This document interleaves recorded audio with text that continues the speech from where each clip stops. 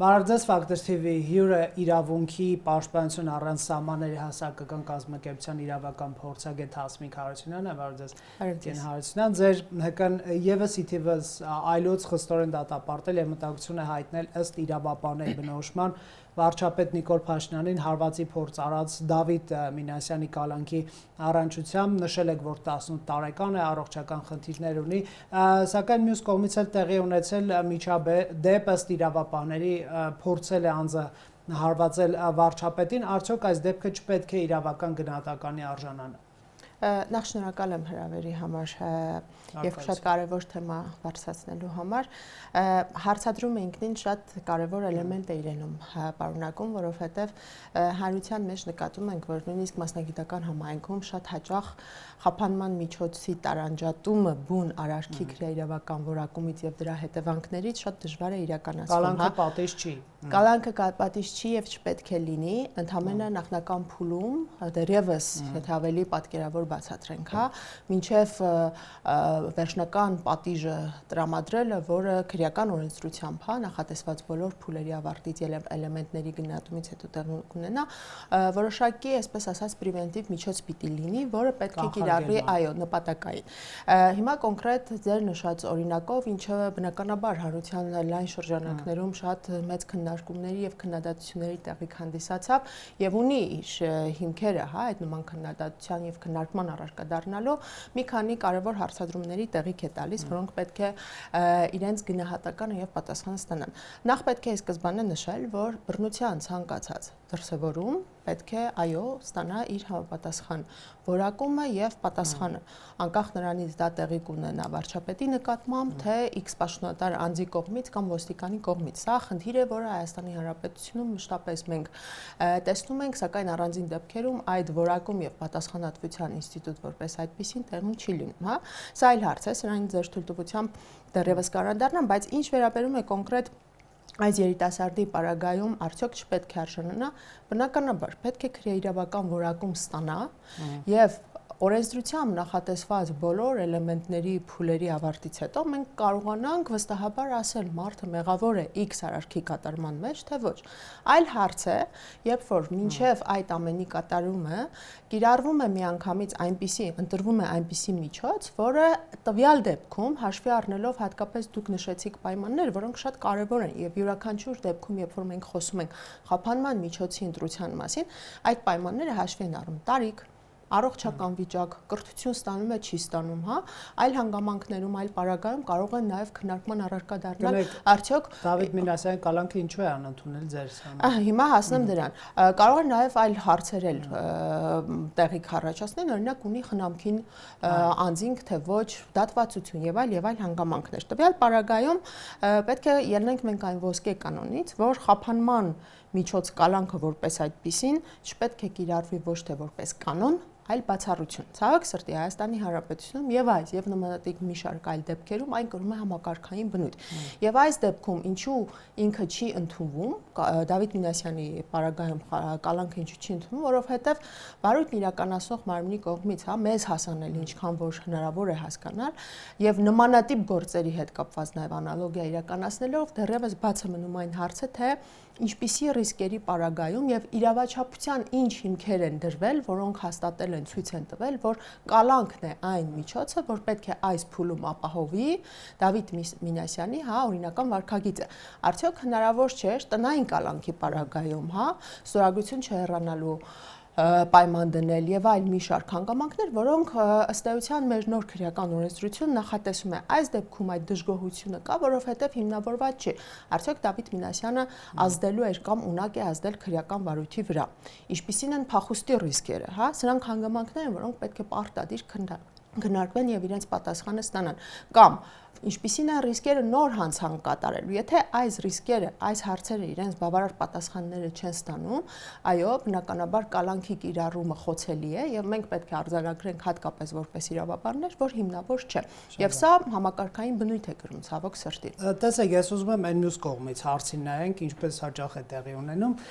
Դուք այս հայտարարությունում նշել եք նման պայմաններում կալանավորումը նրա նկատմամբ ընտրվել կիրառվում է կամայականորեն առանց բավարար հիմնավորման եւ համաչափության անվտանգության սկզբունքի պահպանման որպես պատիժ, ինչպես նաև վախի մթնոլորտ տարածելով հասարակության շրջանում վախի մթնոլորտ թե այսպես զգուշացում, որ չի կարելի նման քայլի գնալ, չէ՞ որ կա նաև ամենաթողության վտանգ, մարդիկ որպես այսպես պատմություն միգուցե տեսնեն, որ կարելի է նման քայլի դիմել եւ ազատվել, քանի որ 18 տարեկան է, հիվանդություն ունի եւ այլ այս սրա վտանգն էլ չեք տեսնում, որ որոշակի անպատժելիության հարց կարող է առաջանալ, այ ինչպես բալանսավորել։ Տեսեք, Ես հասկանում եմ, որ այս հարցի պատճառով ինձ կքլնգեն, բայց ես ուզում եմ համակողմանի Ես շատ շնորհակալ եմ, որ դուք այդպես եք հարցադրումը տալիս, որովհետև հանրության լայն շրջանակների մոտ հենց այդպես էլ կա։ Ես էլի պիտի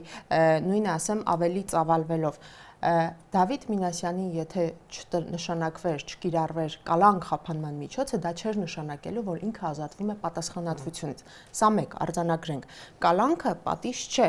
Կալանքը դեռևս իր քրեաիրավական արարքի որակման հիման վրա հասնող պատասխանատվության վերջնական միջոցը չէ։ Դա քննության այս փուլում կիրառվող խափանման միջոցն է, որը ըստ էության պետք է կանխարգելիչ որոշակի դեր ունենա օրինական վարքագիծ ապահովելու համար։ Եվ մեր քրեական օրենսդրությունը սահմանում է իրավաչափության հիմքերը,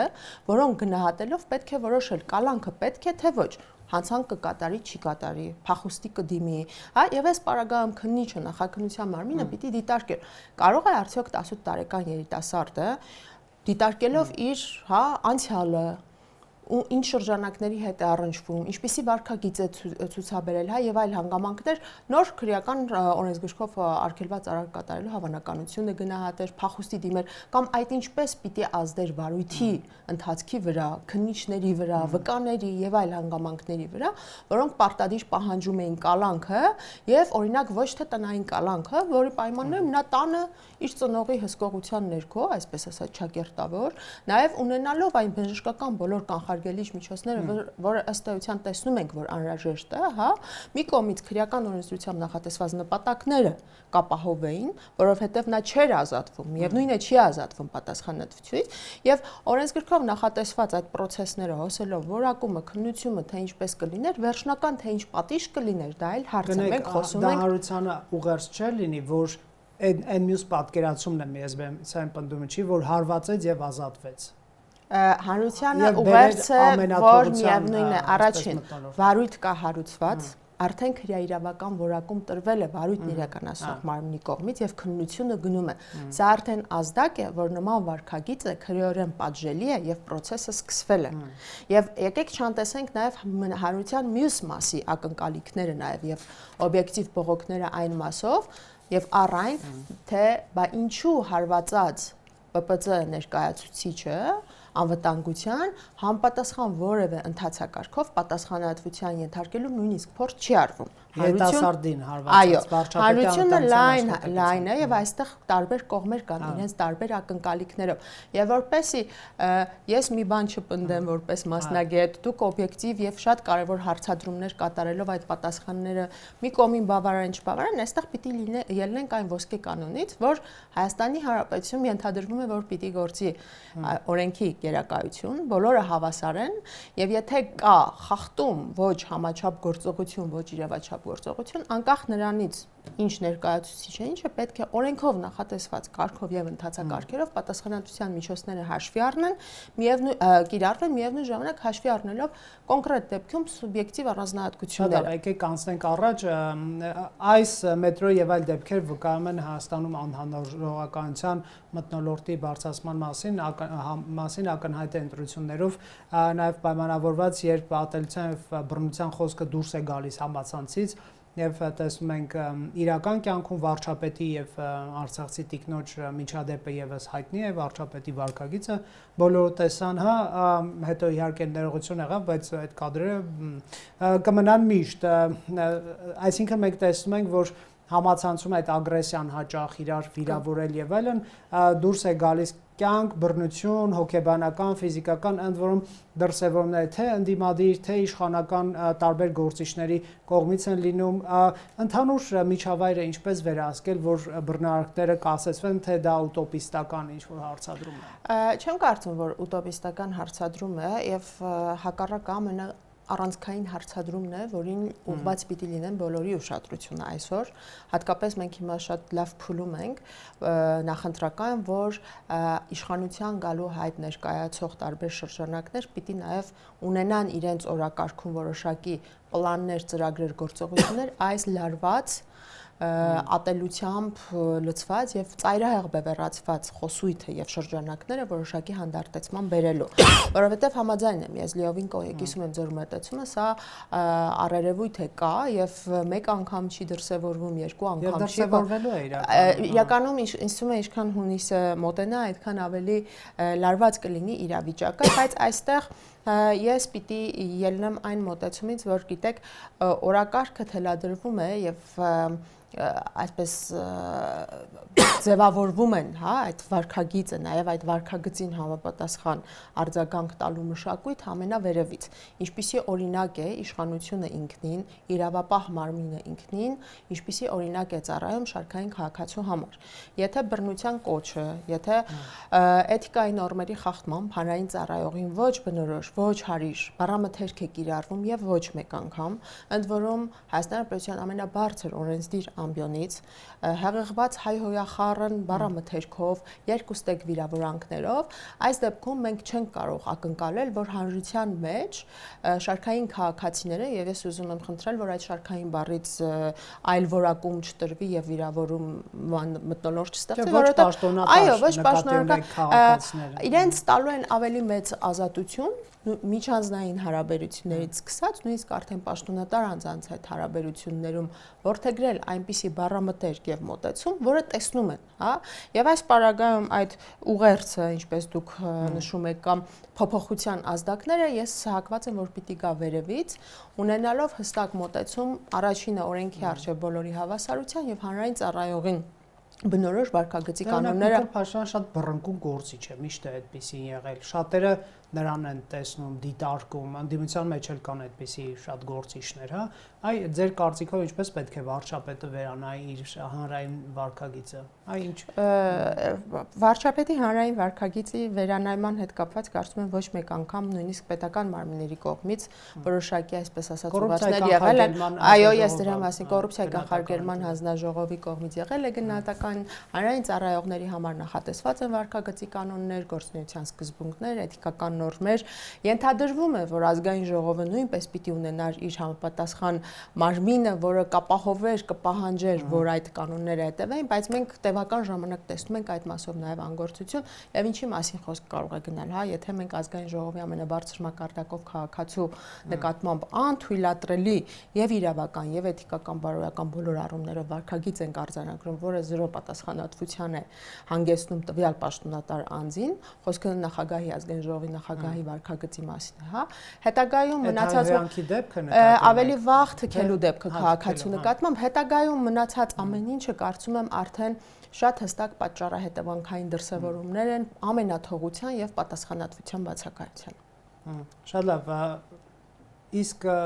դա թվում է թե հավն է ձուն, թե ձուն է հավից, ինչ որ այսպեսի բան կար, չէ՞, չես գտնում էլի պատասխանը, այսինքն ով պետք է սկսի այդ անհանդուրժողականությունից հրաժարումը, որովհետև եթե անկեղծ լինենք, ատելության խոսքը կամ թիրախավորումը անձանց իշխանականներ կամ ընդդիմադիրներ կամ ինչ որ գաղափար կրող անձանց, ահա, դա շատ լավ գործիք է քաղաքական ուժերի համար հատվածականացնելու հասարակությանը թշնամիների, այսպես ճամբար ստեղծելու, այո, որ այ կան թշնամիներ, ովքեր չգիտեմ, վատ բաներ են ուզում եւ պետք է պայքարել նրանց դեմ։ Առանց դրա քաղաքականություն ոնց հասկանում եմ չի լինի։ Այսինքն օբյեկտիվ ինչ որ օբյեկտիվ չի իրականում ինքը սուբյեկտիվ է, բայց իրենց պատկերացմամբ օբյեկտիվ անհրաժեշտություն է այդպիսի թիրախավորումները։ Այս պարագայում գործը ոնց որ ավելի է բարդանում։ Ես որպես իրավաբան կպատասխանեմ, ոչ որպես քաղաքական մեկնաբան, ով քաղաքական դրսևորումները կփորձի մեկնաբանել, որտեղ այդտեղ արդարացման շատ տեղեր կարող են գտնել, հատկապես եթե մենք ելնում ենք այն վարկածից, որ առանձին դեպքերում նույնիսկ նման սուր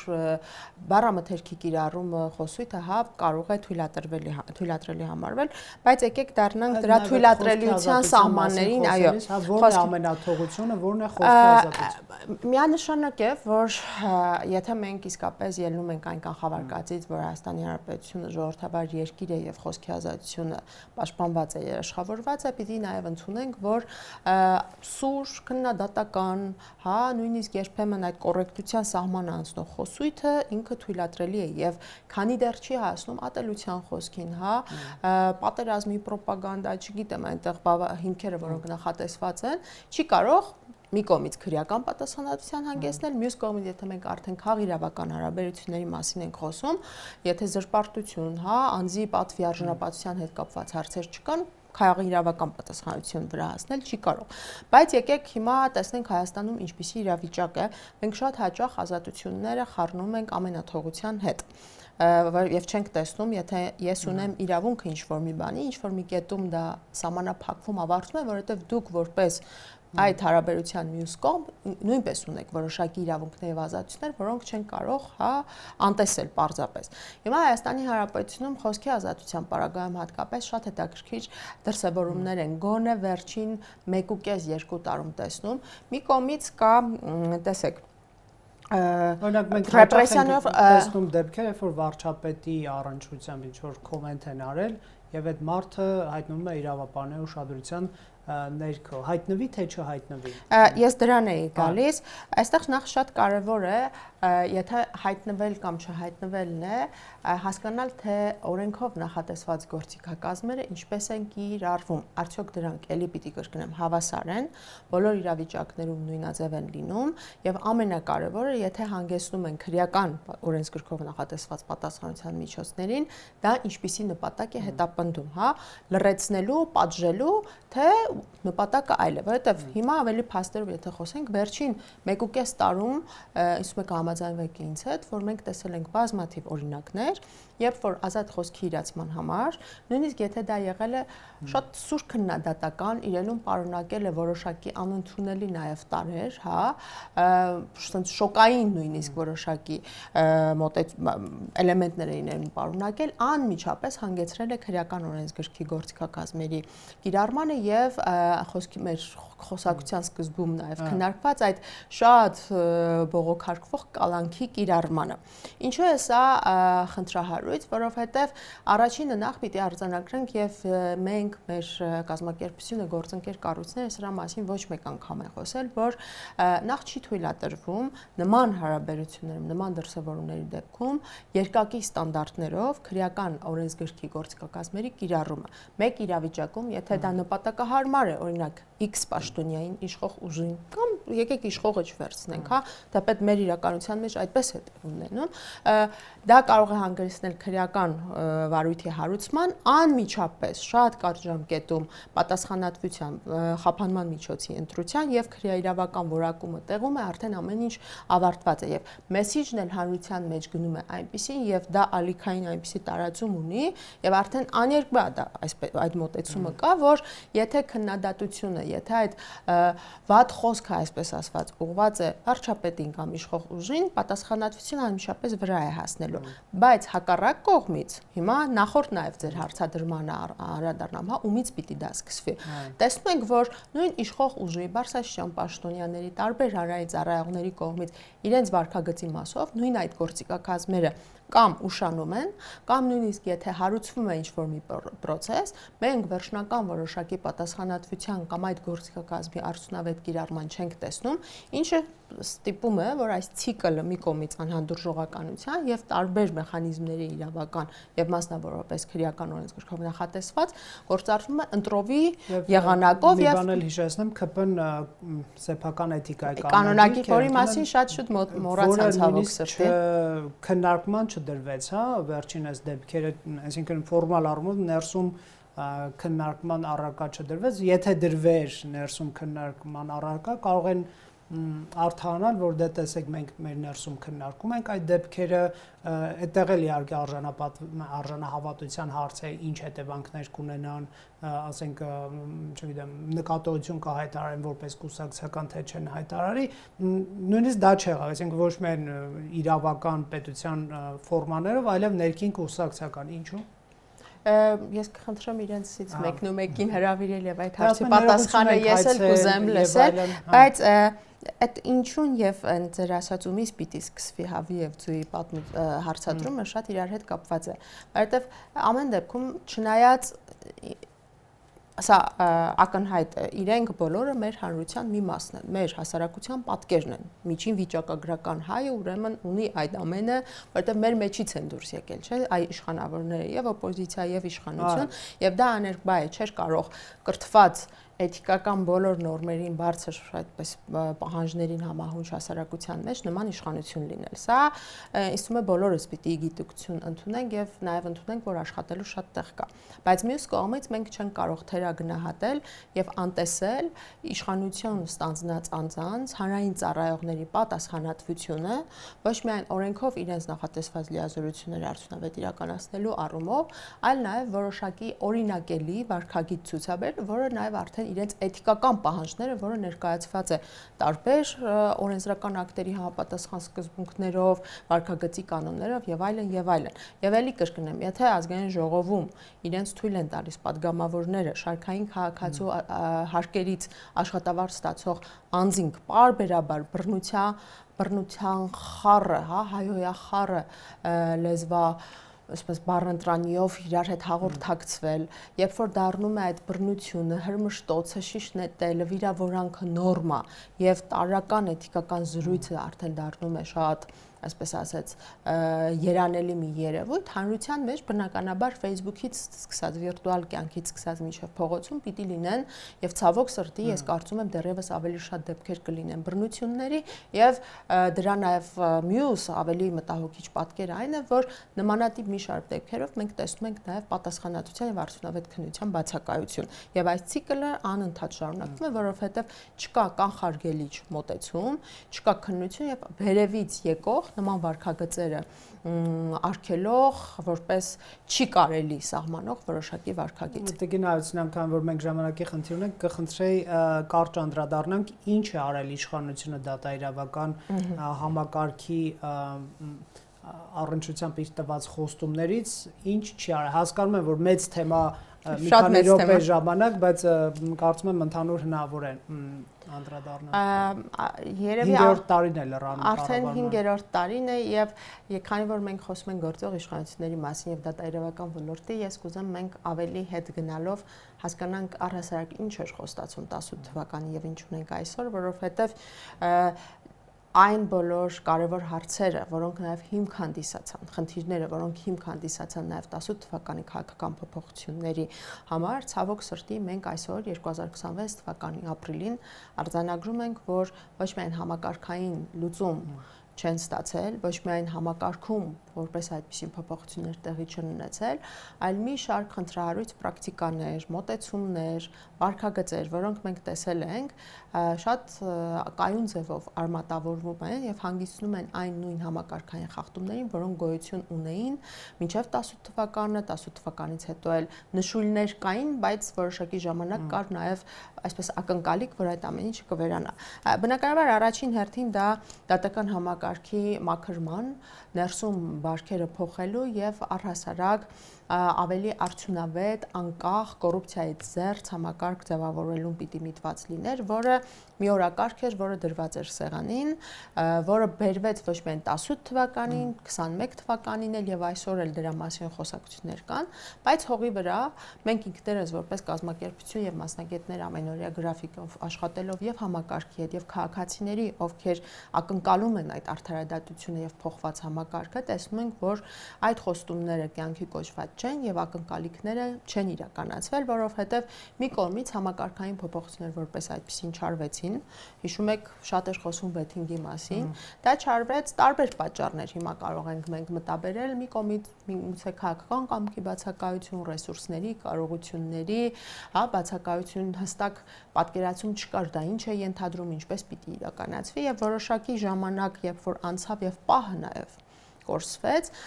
գործի դրվեցին այլ մեխանիզմներ, իդեմս կարգապահական պատասխանատվության միջոցների եւ բարեվարկության ինստիտուտի ներդրմամբ,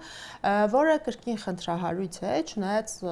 նրան, որ օրինակ բարեվարկության ինստիտուտի ներդրումը ինքը գովելի է, պետք է արձանագրել որպես դրական երևույթ, սակայն երբ որ մենք փորձում ենք նաև հասկանալ, լավ, ինչ բերեց համակարգում, արդյոք բոլորը հիմա բարևարք են, այստեղ մենք տեսնում ենք, որ այստեղ նույնպես ունենք խնդիրներ, կաղում է ինստիտուտը, որովհետև եթե դու մի կողմից հայտարարում ես, որ համակարգ պիտի մաքրենք, դա տեղի չի ունենում, հետո կարգապահական վարույթների միջոցով որոշակի աչքի ընկնող, նույնիսկ եթե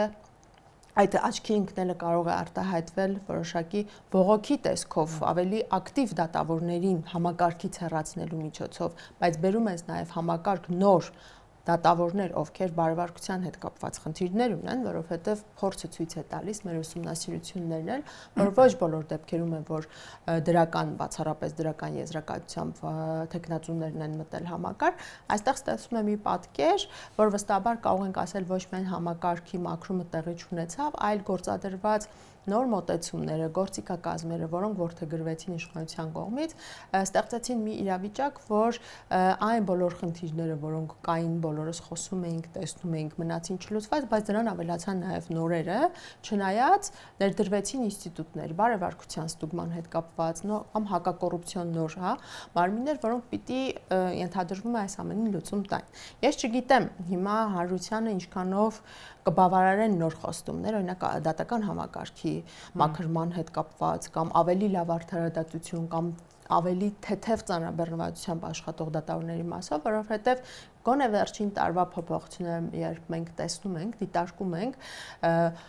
նվազեցման գործերի ավելի հեշտացված կարգով, որոշակի process-ներ եկանացնելու մասով, այստեղ էլ այլ խնդիր կա, առայն որ ձգձգումները այո կրկին շատ երկար են, բայց նաև լուրջ խոչընդոտներ են ստեղծում շարքային քաղաքացու համար արդարադատության ավելի մոտ լինելու, դատարան հասնելու հետ կապված, այո։ Եվ սա նույնպես խնդիր է, եւ բնականաբար չենք կարող մենք այս ամենի պատկերում ունենալով մի շարք գործողություններ չկատարված մնացած ռազմավարություններ, որոնց գործողությունները անընդհատ իրենց կրկնում են կամ նույնիսկ եթե կատարվում են, շատ ձևական բնույթ է կրում եւ ես պիտի ասեմ ոչ միայն դատական համակարգին է վերաբերվում ցավոք սրտի, այլ եւ կոռուպցիայի դեմ պայքարին եւ մարդու իրավունքների պաշտպանության, որովհետեւ մենք հիմա կարող ենք վերցնել երկու ոլորտ եւ շատ պայմանական երկու ոլորտ եւ ինդիկատորներ որպես այդպեսին վերցնելով թե ինչ պատկեր են արձանագրել վերջին 1 տարում, 2 տարում շատ օբյեկտիվ հարցադրում տալ, նույնիսկ պատասխանը չհնչեցնելով արդյոք իրավիճակը նորմալ է այդտեղ բանտեր եւ բանակ։ Ինչը մարդու իրավունքներին առնչվող կարևորագույն ոլորտներ են, մի կողմից մենք ունենք օրինակ համապատասխան ռազմավարություններով խոշտանգումների կանխարգելման, կյանքի իրավունքի պաշտպանությանն ու ավելի ուժեղացնելուն ուղղված գործողություններ եւ տեսնում ենք, որ համապատասխան մարմինները նշում են կատարված այդ գործողությունները։ Գործողությունների մի մասը կարող է լինել օրինակ օրենսդրության կատարելագործում, նոր նախագծերի ընդունում, մյուս մասը օրինակ վերապատրաստումներ համապատասխան ծառայողների համար։ Սակայն զուգահեռ իրականության մեջ մենք տեսնում ենք այդ երկու ոլորտներում էլ եւ մահվան շարունակական դեպքեր, մտահոգիչ, բանտերում խայտառակ բարձր ստատիստիկա, ինչը ցուցիչ է, այստեղ երկու կարծիք լինել չի կարող, եթե մենք ունենք շարունակական աճող թվով մահվան դեպքեր X ոլորտում, ավելին չկա քննություն արդյունավետ եւ պատասխանատվություն, սա ցույց է, որ այդ ոլորտում կառավարումը, բարեփոխումները, չգիտեմ, այնտեղ ինչ անուն կարող ենք ավելացնել, թերի է, տապալված է այդտեղ, եւ զուգահեռ իրականության մեջ եթե մենք տեսնում ենք, որ նախարարությունը համապատասխան կամ կառավարությունը ներկայացնում է ստատիստիկա, որ այսքան թվով գործողությունները կատարված են, կամ չի կատարվել, որովհետեւ օբյեկտիվ նման բաժներ պայմանները կան, այստեղ խնդիր կա, որովհետև մի կողմից ուրեմն ձևական է եղել, կամ այն վերապատրաստում օրինակ, որ իրականացվել է բանտի X հսկի չի կամ համապատասխան մեկ այլ մարմնի համար, ինքը արդյունք չի տվել, եւ ավելին այստեղ չկան նաեւ շոշափելի որոշակի ցուցիչներ, թե ինչպես գնահատենք, լավ, Հասմիկին եւ Ռոբերտին վերապատրաստեցին, հաջորդ պահին իրենց գործողությունը ավելի լավ կատարելուն միտված քայլերը ինչպես ենք մենք գնահատում, որպեսզի այն ռեսուրսը, որ ծախսել էր պետությունը, չկորի եւ process-ն է ինքնին ձևական չհանդիսանա, որովհետեւ օրվա վերջում միևնույն է մենք տեսնում ենք արդեն 26 թվականի ապրիլով 25 + 26 թվականի ստատիստիկան ցույց է տալիս, որ մենք այդ ոլորտներում ունենք շատ մտահոգիչ պատկերներ։ Շնորհակալ եմ Factor TV-ին պարբերաբար անդրադառնում է այս թեմաներին, շնորհակալություն, որ Factor TV հյուրընկալել էինք Հասմիկ Հարությունյանին։